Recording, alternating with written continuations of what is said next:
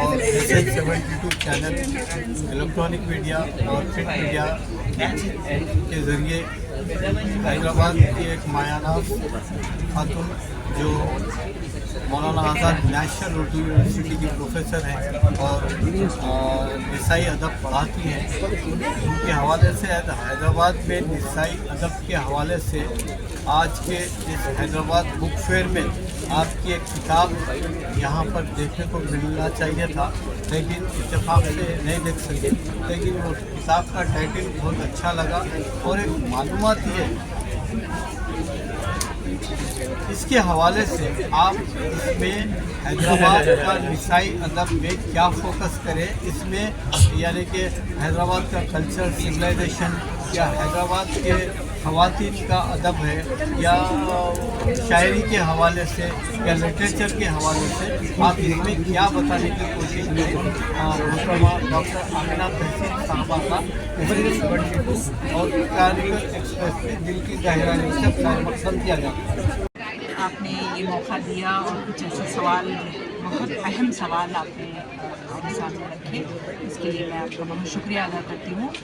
میں سب سے پہلے تو یہ بتا دوں کہ حیدرآباد بک فیئر میں ایک سیشن پینل ڈسکشن ایسے رکھا گیا جو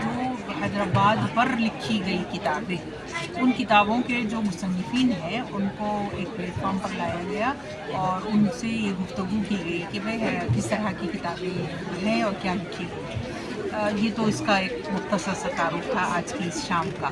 لیکن جو کتاب میری ہے وہ ہے حیدرآباد میں اردو کا نسائی ادب، یہ 2017 میں منظر عام پر آئی ہے۔ یہ کتاب میرے کئی برسوں کے ریسرچ پر مبنی ہے۔ وجہ یہ ہے کہ حیدرآباد میں 20ویں صدی، بلکہ اگر ہم بہت ابتدائی دو شاعرات کا نام اگر لیتے ہیں، لطف النساء امتیاز اور مہانقہ بائی چندہ، تو یہ حیدرآباد دکن کو یہ فخر، یہ امتیاز حاصل ہے کہ اردو کی پہلی صاحب زبان یہ دو شاعرات کا تعلق حیدرآباد دکن سے ہی رہا ہے، اور یہ جو اردو کا گہوارہ رہا ہے حیدرآباد دکن، تو اس میں بہت سارے نہ صرف مردوں نے اردو کے فروغ کے لیے کام کیا بلکہ عورتیں بھی شانہ بشانہ رہی ہیں۔ اور مگر یہ ہوا کہ جب 1940 کے آس پاس نصیر الدین ہاشمی نے خواتین کے ادب پر کتابیں لکھی، اس کے بعد کوئی ایسی بہت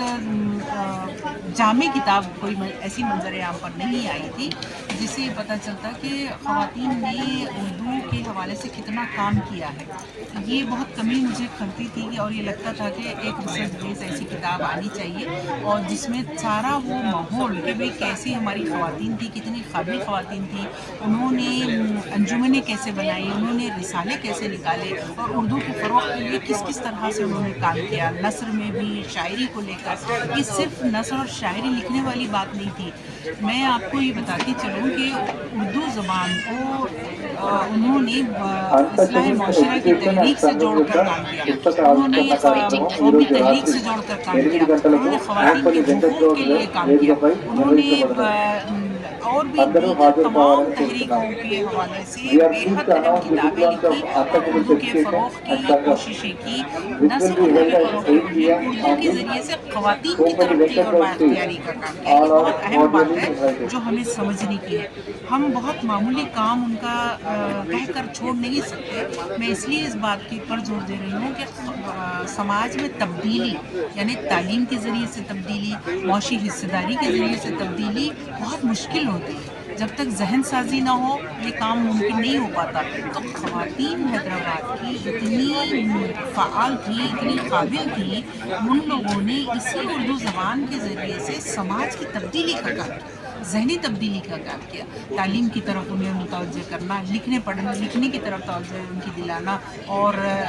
معاشی طور پر کیسے خود مکتفی ہو سکتی ہیں، اس کا احساس دلانے میں حیدرآباد کی خواتین بہت آگے تھی۔ تو میرا مقصد اس کتاب کو لکھنے کا یہی تھا کہ خواتین کی جو حصہ داری ہے اس کو صرف اردو زبان کیا افسانے لکھے، کیا ناول لکھے، اتنا ہی نہیں تھا، بلکہ میں اس سے زیادہ آگے بتانے کی یہ کوشش کر رہی تھی کہ انہوں نے کیسے عہد میں ایک ایسے دور میں جب تعلیم حاصل کرنا آسان نہیں تھا، جب کام کرنا آسان نہیں تھا، لیکن اس دور میں ہماری خواتین بہت آگے آئی. دوسرا میرا نظریہ یہ تھا کہ عموماً جب کبھی مسلمان عورتوں کی تصویر میڈیا کے ذریعے سے بتائی جاتی ہے یا آج کے دور میں جس طرح سے مسلمان عورتوں کو بہت پسماندہ، بہت غیر فعال، کم تعلیمی ہیں، تو بہت مشکلات آتی ہیں. اور یہ تمام جمع کرنے میں تقریباً ادارے ادبیات اردو، چونکہ میرا ایم فل اور پی ایچ ڈی کے وقت بھی میرا پی ایچ ڈی کا تھیسس بھی اردو تحقیق پر ہی ہے، تو تب بھی میں اس سے بہت استفادہ کی تھی. ڈاکٹر محی الدین خاطری زور کا قائم کردہ ادارہ ہے جس میں بہت نایاب کتابیں ہیں، تو میں وہاں مسلسل جاتی رہی. وہاں فہرستوں سے جو کتابیں خواتین کی وہ لی ہوں، اور اب اس کے علاوہ جو کتابیں شائع ہوئی ہیں بہت ساری، حیدرآباد کی افسانہ نگاری پہ، حیدرآباد کی ناول نگاری، ان تمام کو میں نے پڑھنے کی کوشش کی. سالار جنگ لائبریری سے میں نے استفادہ کیا، حیدرآباد سینٹرل یونیورسٹی لائبریری سے استفادہ کیا، ہماری خود مولانا آزاد نیشنل یونیورسٹی کی لائبریری سے استفادہ کیا. اس کے علاوہ ریختہ فاؤنڈیشن کا بھی جو آن لائن کتابیں دستیاب ہیں اس سے بھی میں نے لینے کی کوشش کی. 2010 میں اس موضوع پر میں نے سیمینار کروایا تھا، لیکن اس کے بعد سے مسلسل میں ریسرچ کرتی رہی 2015 تک. 2015 سے میں نے لکھنا شروع کیا، 2017 کے شروع میں جنوری فروری میں میری کتاب آئی. تو ایک تقریباً سمجھے گا کہ یہ 5-6 سال کا تحقیقی کام ہے.